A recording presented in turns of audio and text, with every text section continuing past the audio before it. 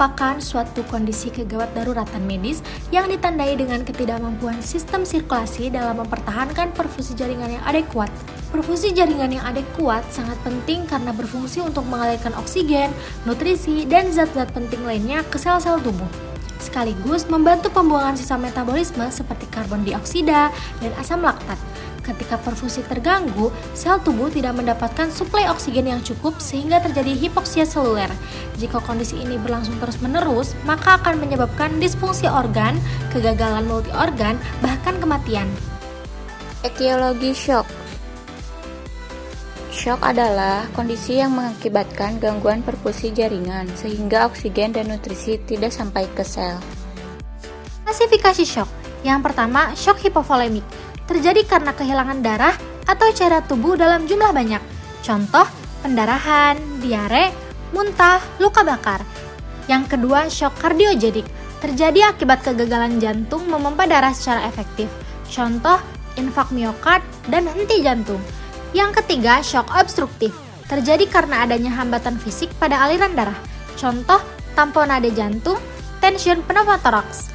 Yang keempat, shock distributif. Terjadi akibat gangguan tonus pembuluh darah atau vasodilatasi berlebihan. Patofisiologi. Shock disebabkan oleh penurunan curah jantung akibat kurangnya volume darah, kegagalan jantung, atau vasodilatasi yang berujung pada gangguan perfusi jaringan. Tubuh awalnya melakukan kompensasi melalui sistem saraf simpatis dan hormon untuk mempertahankan tekanan darah. Namun jika gagal, metabolisme akan berubah menjadi anaerob dan memicu asidemia laktat pada fase progresif. Kondisi ini akhirnya dapat mencapai tahap refraktori yang bersifat irreversibel dan tidak lagi responsif terhadap pengobatan. Manifestasi klinis. Pertama, kardiovaskuler. Hipotensi atau tekanan darah turun, takikardia, nadi cepat dan lemah. 2. Respirasi, takipnea atau napas cepat dan dangkal. 3. Neurologis, penurunan kesadaran, gelisah, bingung hingga koma. 4. Integumen, akral dingin, pucat, basah, dan CRT kurang dari 2 detik. Ekskresi, oliguria, produksi urin menurut atau pekat. Pemeriksaan penunjang shock. Yang pertama, cek laboratorium seperti Hb untuk menilai pendarahan, elektrolit untuk ketidakseimbangan cairan, ureum kreatinin untuk cek fungsi ginjal, laktat serum untuk tanda hipoperfusi jaringan, cek AGD atau analisa gas darah untuk asidosis metabolik. Yang kedua, ada pemeriksaan hemodinamik. Cek tekanan darah seperti nadi, tanda vital utama, cek CVP, central venous pressure untuk status volume cairan. Yang ketiga ada pemeriksaan radiologi, USG fast, deteksi pendarahan internal, lalu fotoronsen seperti torak, abdomen untuk mengecek trauma atau pendarahan. Yang keempat ada pemeriksaan urin seperti output urin untuk indikator perfusi ginjal. Yang selanjutnya ada urinalisis untuk kondisi ginjal. Tata laksana shock. Shock hipovolemik, pemberian cairan kristaloid 10 ml per kg secara bolus, evaluasi respon perbaikan volume, isi sekuncup, dan blokase jantung. Target mencapai normovolemic CPP kurang 5 mm Hg. Shock kardiogenik, prinsip mengatur preload, afterload, dan kontratilitas. Gunakan vasodilator untuk menurunkan afterload jika terjadi resentasi vaskular tinggi. Gunakan diuretik seperti loop diuretik jika ada tanda kongestif. Obat inotropotik, dopamin, dobutamin, adrenalin, dan milriron.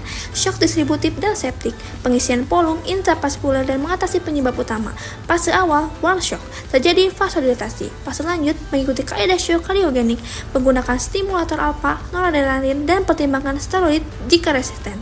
Pengkajian keperawatan, airway, stridor atau edema laring, breathing, takipnea, hiperventilasi, napas paradoksal, circulation, tekanan darah dapat normal atau menurun, atau kompensatory atau kurang dari 90 mmHg, takikardia, brakikardia, atau shock neurogenik, kulit dingin, lembab atau basah, pucat hingga sianosis, kecuali shock distributif, nadi perifer lemah dan tipis atau tidak teraba, urin output menurun, bising usus menurun, atau hilang.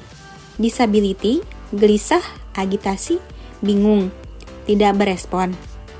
Expose, perdarahan eksternal dari luka, deformitas, luka bakar. Penunjang, kompensatory, peningkatan kadar glukasa darah, natrium, dan pH, penurunan PaO2, PaCO2. Progresif, peningkatan amilase, lipase, SGPT atau SGOT, laktat, CPK, kreatinin, BUN, PaCO2, penurunan PaO2, pH, HCO3, abnormalitas dinding ventrikel, tamponade jantung, ruptur ventrikel, leukosit kurang dari 4.000 atau lebih dari 12.000, neutrofil lebih dari 10%. CT scan menunjukkan trauma spinal. Diagnosa keperawatan. Yang pertama, hipovolemia. Yang kedua, penurunan curah jantung. Yang ketiga, gangguan perfusi jaringan perifer tidak efektif. Intervensi pada pasien syok. Yang pertama, pantau hemodinamik, vital sign, status neurologis, dan sirkulasi. Kedua, kaji kehilangan cairan, berikan cairan atau transfusi sesuai order. Yang ketiga, monitor respirasi, berikan oksigen, pantau saturasi atau AGD, lakukan CPR bila perlu. Yang keempat, monitor intake output urin, dan tanda pendarahan atau kelebihan cairan.